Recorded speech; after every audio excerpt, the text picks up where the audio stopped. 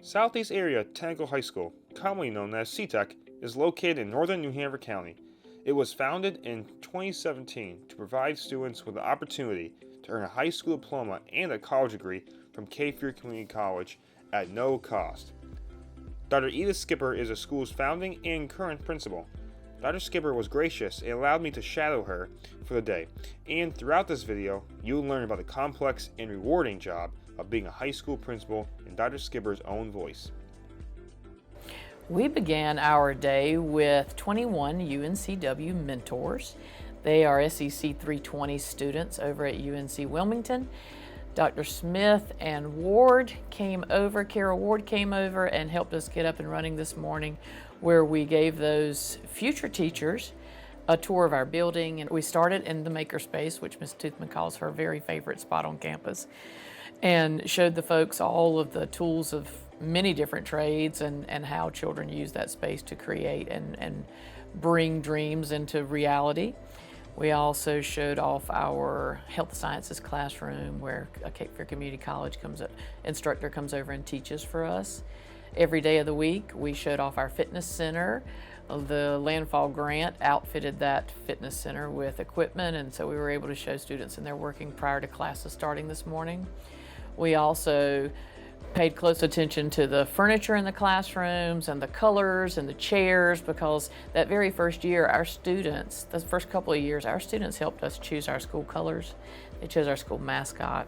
They chose the chairs that they wanted to sit in. They chose whether or not we had writable surfaces on our desk. So they had a lot of buy-in. So we did that this morning as well.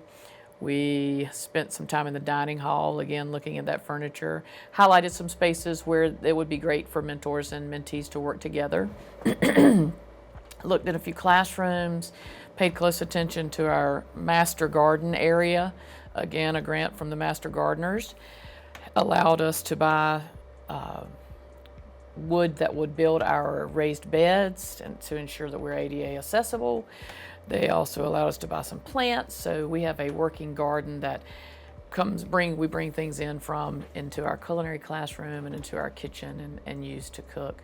It was a great space to be. We were able to point out where our children have built benches and a platform for an outdoor classroom space. So we got to see it all, including the group planning board, where teachers record what they're doing for the week and children use it to plan their time accordingly. We got to see the list of employability skills we plan on. And then we landed in the College and Career Center, where our support staff live that wrap around the whole of a student so that they can help meet all of the needs that children have that come to us.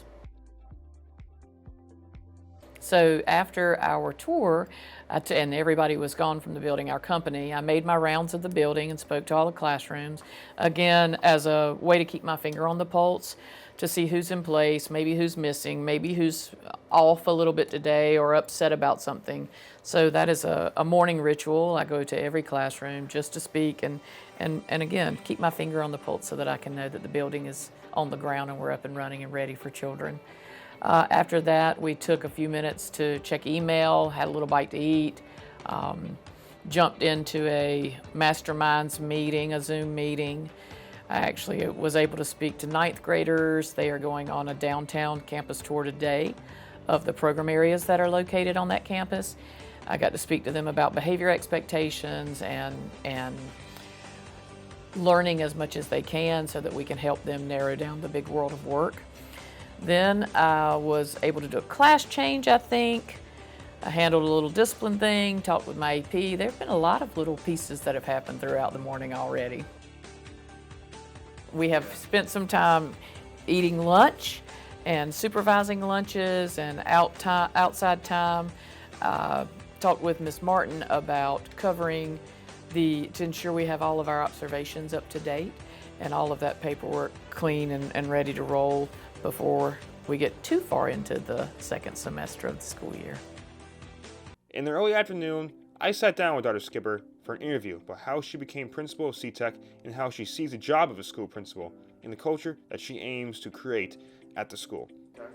Yes, so I was a principal in a neighboring county for, goodness gracious, a number of years, and I spent 15 years of my career there. but I was approached and asked if I had considered applying for the principalship here at this school prior to it even having a name. So there was one person hired in the fall of 2016. I was hired in March of 2017, and we opened the doors in August of 2017. So it was a whirlwind kind of ride, but oh my goodness, what a magical time.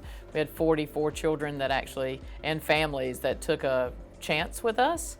We were creating something new and innovative, and there were no rules necessarily on how to do that. So we got to get a lot of student feedback and faculty and staff feedback and build a wonderful school from the ground up.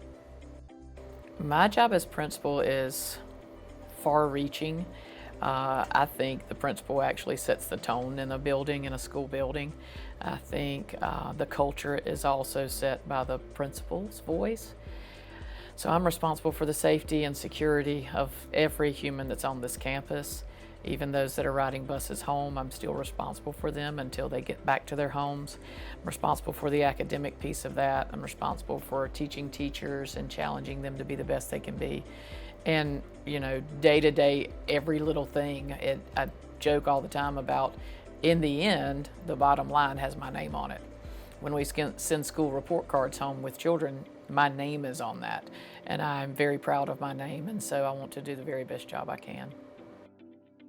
We actually, culture's really, really important to me. It was incredibly difficult the very first year because we did not have older students that could serve as models for our freshmen. So as we have moved into this fifth year, the first full house for our school, it has been so nice to have children that can serve as models and that help. Our culture is set, and it is not necessarily dependent on any one person or any one thing, because the children and the adults in this building are so proud of the school. They set the culture, they set the expectations, so that when a new group of students comes in, it is very clear what is expected, and that we have a lot of fun. And I have incredibly high expectations and work hard and play hard, which is one of my mantras. Oh, I love the students. I love them dearly. And I think they all know it. I think they also know that I have insanely high expectations, but none of the expectations they cannot meet as long as they're giving it their all. So yeah, I think that I just adore them. They keep me young, I say. Yeah. Oh my goodness, we're so much more, and this applies to children as well. We are so much more than school. We really pride ourselves in being a family and looking out for each other. Our demographics actually match the county's demographics. So we look like where we live, and it is near and dear to my heart that we not only accept and tolerate, but that we celebrate difference. And so we have created a really special place and a safe place for the adults and the children alike. We have a good time. We hang out away from school together.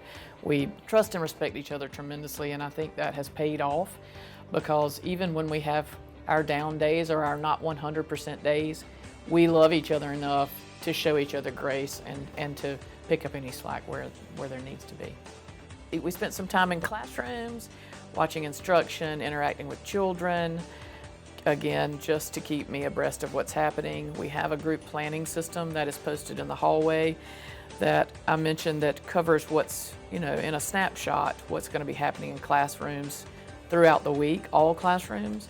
We tweet that out to our families, and they use that again to help children stay organized as they learn to manage their time wisely. And as great as that is for me to see what's happening in classrooms, spending time in classrooms and building relationships with children and with the adults in the building is a very good use of my time.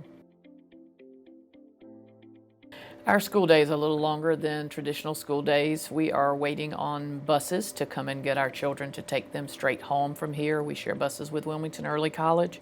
In the afternoon, we're waiting on buses as well as families that are car riders to come and line up. I would guess, I have not counted it exactly, but I would guess probably half and half.